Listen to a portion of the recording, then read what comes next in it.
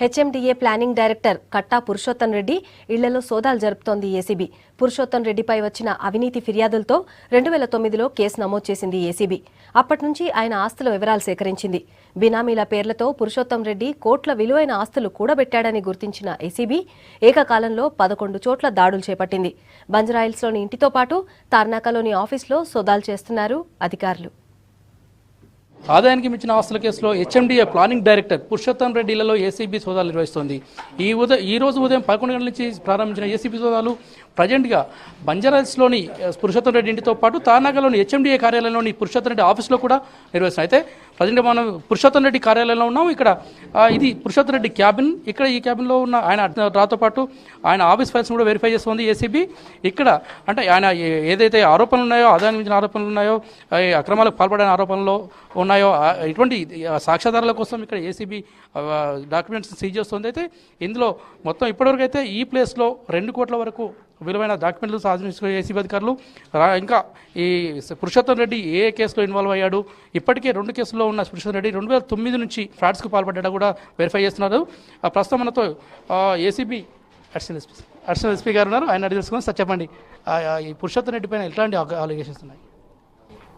అంటే disproportionate assets, అంటే ఆయన ఆదాయానికి మించి ఆస్తులు కలిగి ఉన్నాడు అనే ఆరోపణ మీద మేము ఇన్వెస్టిగేషన్ టేకప్ చేశాము.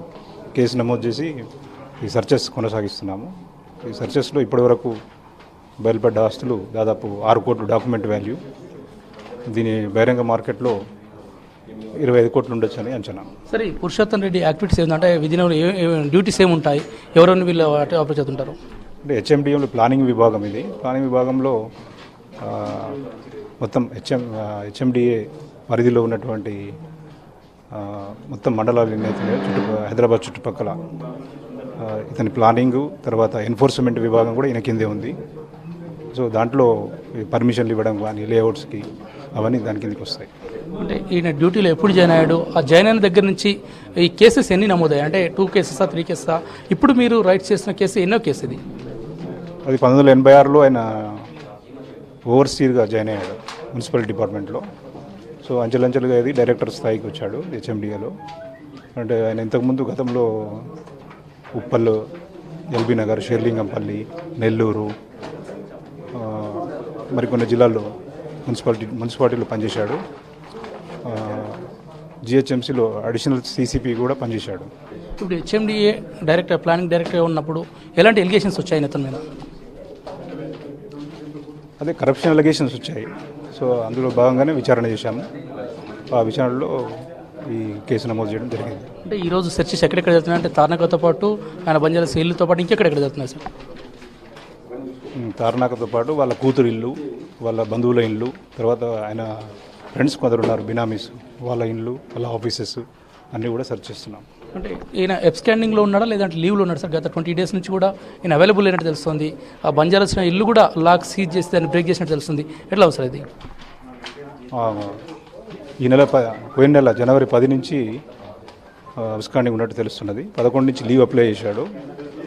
ఇప్పుడు రికార్డ్ వెరిఫై చేస్తే 28 వరకు లీవ్ అప్లై చేసినట్టు కనిపిస్తున్నది. తర్వాతనైతే ఎలాంటి లీవ్ లేదు. 28 జనవరి తర్వాత ఆ లీవ్ కూడా శాంక్షన్ అయినట్టు లేదు. బంజారాస్లో ఇల్లు సీజ్ చేస్తారా లేదంటే ఆయన లాక్ చేసుకొని అబ్స్కాండింగ్లో ఉన్నాడా? అతను లాక్ చేసుకొని అప్పటి నుంచి కనబడట్లేదు వాళ్ళ ఫ్యామిలీ మెంబర్స్ కూడా. అందుకని కోర్టు నుంచి సర్చ్ వారెంట్ తీసుకొని మేము హౌస్ సీల్ చేసాము. ఇప్పుడు ఓకే, పురుషోత్తం రెడ్డి బినామీస్ ఎవరైనా ఐడెంటిఫై చేస్తారు? శ్రీనివాస్ రెడ్డి అని ఇంకా వేరే బినామీస్ ఎవరు ఉన్నారా? అతని బావమరిది శ్రీనివాస్ రెడ్డి ముఖ్యంగా, బావమరిది, వాళ్ళ అత్త, తర్వాత వాళ్ళ బంధువులు. ఎప్పటివరకు కొనసాగే ఛాన్సెస్ ఉంది? మొత్తం టోటల్గా ఎస్ఎస్కే ఆస్తులు మీరు ఎప్పటివరకు అనలైజ్ చేసేది ఉంది? అంటే మేబీ రాత్రి వరకు కొనసాగవచ్చు. ఆ తర్వాత కనుక మీరు ఆస్తులు చెప్పారంట. ఓకే, అయితే ఈరోజు రాత్రి వరకు కొనసాగే ఈ సోదాల్లో రాత్రి తర్వాత మొత్తం పూర్తిగా ఈ ఆస్తుల వివరాలు సేకరించిన తర్వాత ఆ పురుషోత్తం రెడ్డి ఏదైతే ఉన్నాడో ఆయన జాయినింగ్ డేట్ నుంచి ఇప్పటి వరకు ఎలాంటి ఆస్తులు కూడబెట్టాడో అవి సక్రమమైన లేదంటే ఇల్లీగల్గా సంపాదించాడని తెలుస్తామన్నారు ఏసీబీ అధికారులు. కెమెరా పర్సన్ లక్పత్తో శ్రీనివాస్, విసిట్ హైదరాబాద్.